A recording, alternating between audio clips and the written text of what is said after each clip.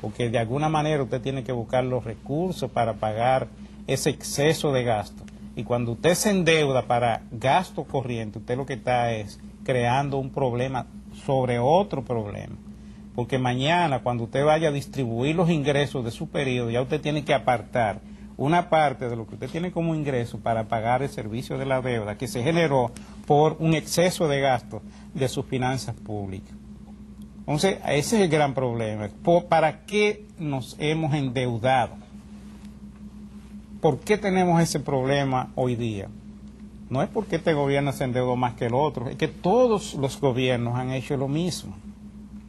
Y lo que hay que atacar realmente es el problema en sus orígenes. La causa. Porque en todas partes las empresas te endeudan para hacer inversiones, para comprar una maquinaria, para ampliar su capacidad productiva, y eso no es una mala política. Porque usted lo que está es creando las condiciones para generar más riqueza, y como usted no tiene el capital, usted tiene que buscarlo en el mercado. Eso no es malo, y así deberían hacerlo. Cuando un gobierno necesita hacer una obra de infraestructura y no tiene presupuesto para eso, puede ir al mercado internacional y buscar los recursos para hacer esa obra. Pero eso es una obra que va a crear las condiciones para que el país sea más rico, genere más riqueza, y entonces usted está haciendo una buena política de endeudamiento. Entonces, cuando hablamos también del endurecimiento de la deuda, es otro tema que hay que aclararlo, porque yo entiendo que con un artículo un poco simplista de una persona de prestigio de Bernardo Vega no se está realmente orientando adecuadamente a la opinión pública, como él lo hizo en ese artículo que acaba de publicar. Ya las cifras están ahí. No es cierto que la deuda que él dice que se debe tomar, que es la deuda concesional de los organismos internacionales como proporción de la deuda, no es cierto que haya disminuido. Pero más que eso, él está incluyendo dentro del problema del endurecimiento la deuda con Venezuela. Que es un regalo. Porque está criticando la deuda bilateral.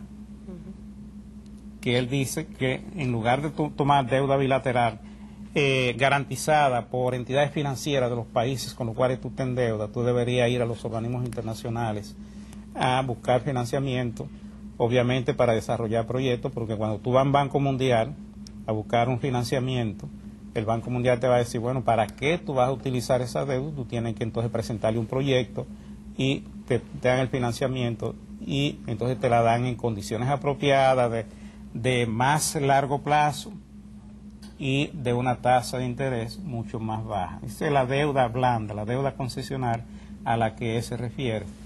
Entonces, ahí hay un criterio que también hay que criticarlo. Nosotros no podemos permitir, si tenemos la oportunidad de aclarar ese tipo de cosas, que una persona haga un artículo citando algunas cifras simplistas y ya con eso haga un enfoque y diga que la deuda se ha endurecido. Eso no es cierto. Las cifras no dicen eso. Entonces yo pienso que una persona de la calidad de Bernardo, el prestigio que tiene, como que debería ser un poco más cuidadoso para hacer un artículo de esa naturaleza, porque yo no creo que él lo esté haciendo de mala fe, ni con ningún propósito político, ni nada parecido. Pero no le está haciendo un buen servicio a la sociedad.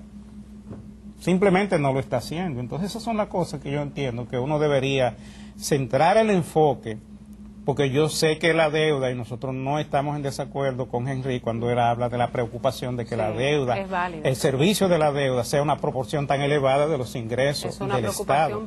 Sabemos que esos recursos que se están utilizando para pagar una deuda que en su momento no fue a lo mejor necesaria, sino el deseo de algún funcionario del Estado de coger un préstamo para comprar cosas que a lo mejor no se necesitan, pero que sí dan comisiones.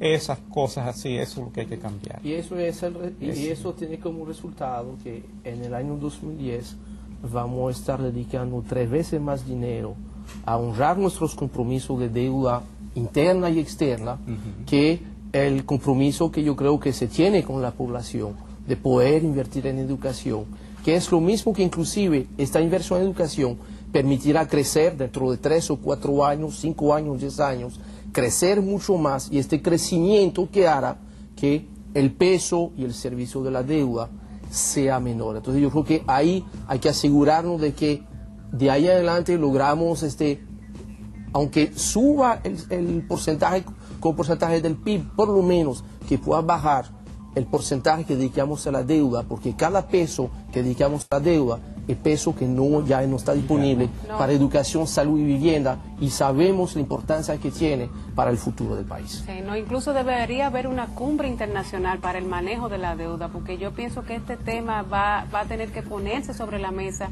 y presidentes como el nuestro, que tiene la valentía de llevar en los foros temas de tanto interés para un país, yo creo que eso va a estar necesariamente en la agenda de los próximos años. Hay que cambiar condiciones. Y aprovechar Vamos a ir esas una pausa. condiciones y aprovechar. Vamos a ir a una pausa, pero hay que dejar en el aire la inquietud de por qué los países europeos ahora una mismo pausa, tienen no un una problema. despedida. Ah, bueno, la despedida, porque ya sí. se terminó el programa, Porque pero en otro vamos a hablar de esa cumbre, a ver si el presidente se anima.